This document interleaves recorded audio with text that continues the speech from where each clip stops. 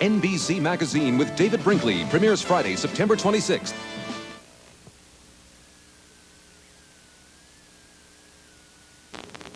Coming up next on News Center 4 Update, some important decisions on items affecting your budget. We'll also tell you what's happening to PG&E rates and the price of gasoline. And we'll tell you why 2 Oakland school buildings will not be opening when the bell rings tomorrow. Some important information tonight for women concerned about toxic shock syndrome. And the Bay Area is captivated by the epic drama Shogun. We'll show you how some people are reacting. I'm Valerie Coleman with George Redding. Jan Hutchins has the sports, and our meteorologist Harry Stockman has all the weather next on News Center 4 Update. Introducing the Pepsi-Cola World Series scorecard, an exciting new game with thousands of prizes. Here's how you play. Rub off these baseballs on your Pepsi game card, and if your score matches the game score, you'll be eligible to win this Ford Mustang, this Mattel electronic baseball game, cash, and lots more. Pick up game cards at participating stores. Play the Pepsi-Cola World Series scorecard game. And be a winner. On the energy frontier of 1907, just keeping things moving was a challenge. So John McLean, working with a company that would become Chevron, puts ingenuity to work and creates the West's first service station. Today, to help cars run their best, independent Chevron dealers are combining ingenuity with expert know-how. Chevron recognizes this effort with the Hallmark Station Award. Service is a valued heritage. Chevron was born on the frontier, and we've never left it. Nice to work on some new peripherals. On a bipolar LSI project for a development some terrific MOS LSI for the AMZ 8000. There are a lot of electronics companies you could work for. But only one is the nation's fastest growing integrated circuit company. Advanced Micro Devices.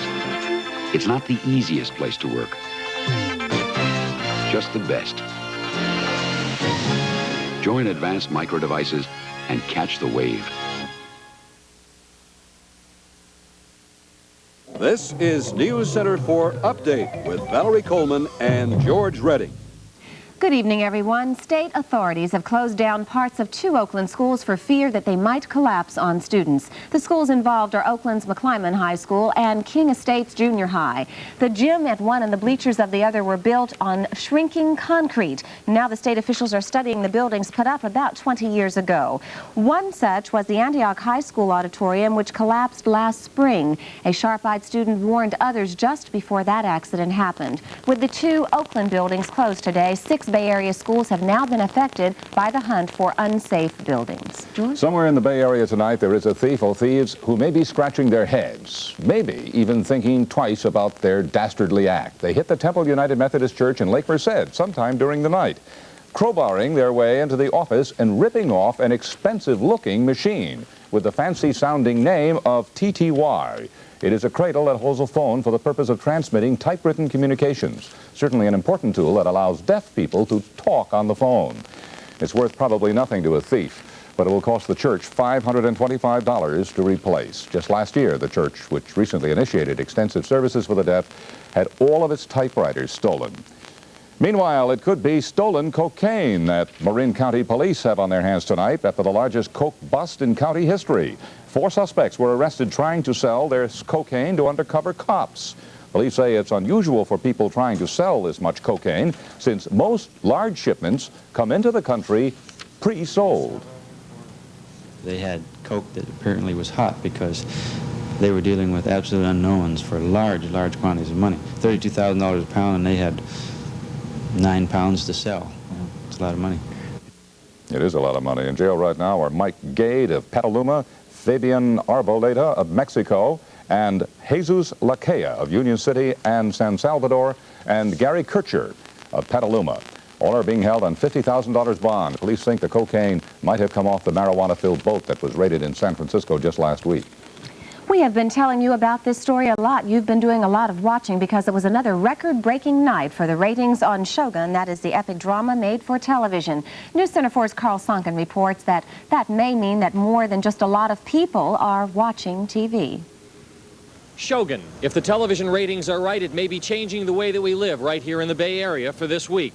Meetings have been rescheduled around the television program. There may be fewer people on the street because folk are home watching Shogun, and a lot more. First of all, we may have a lot more television sets and television recording machines around. This man was buying one of those devices tonight to record and replay Shogun forever. There's been a real run on that expensive equipment. They have to have it by Monday. That was the common thing we heard. Why they say they have to have it by Monday? That's when the first program started. And these empty tables may tell the other side of the Shogun story. Bar business is bad in some Bay Area saloons because people are staying home watching Shogun on television instead of having a beer and a bar television show.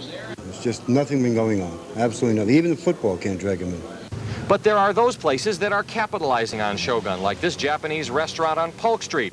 For $14, you can have a Japanese meal with Japanese beer and an American television show to bring you closer to a culture that, for many, has been far, far away. In San Francisco, Carl Sonkin, News Center 4. It does seem that everyone has been bitten by samurai fever, even our reporter, Manuel Ramos. He's modeling this $200 reproduction, and business is booming in Shogun mania. Interest in the yukata now, so people can lounge and watch TV at the same time. Watch Shogun. Right, and we wear the kimono.